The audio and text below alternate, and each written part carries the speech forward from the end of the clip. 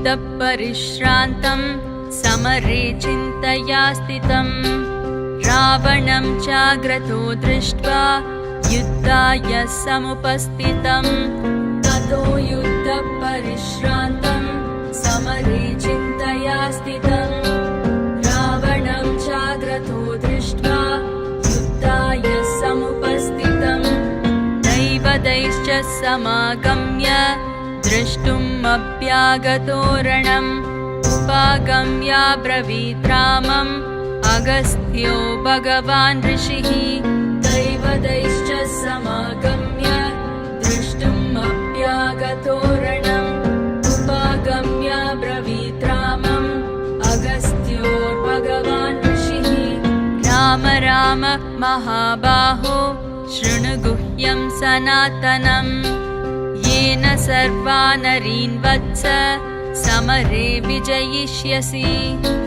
राम राम महाबाहो शृणु गुह्यं सनातनम् येन सर्वानरीन् वत्स समरे विजयिष्यसि आदित्यः हृदयं पुण्यं सर्वशत्रुविनाशनम् जयावहं जपे नित्यम् अक्षय्यं परमं शिवम् आदित्यहृदयं पुण्यं सर्वशत्रुविनाशनम्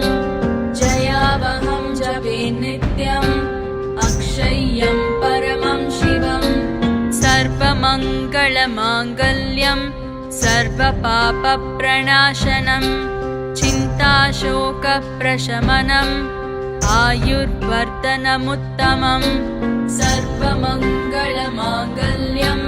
सर्वपापप्रणाशनम् चिन्ताशोकप्रशमनम् आयुर्वर्धनमुत्तमम् रश्मिमन्तं समुद्यन्तं देवासुरनमस्कृतं पूजयस्व विवस्वन्तं भास्करं भुवनेश्वरम् रश्मिमन्तं समुद्यन्तं देवासुरनमस्कृतं पूजयस्व विवस्वन्तं भास्करं भुवनेश्वरम्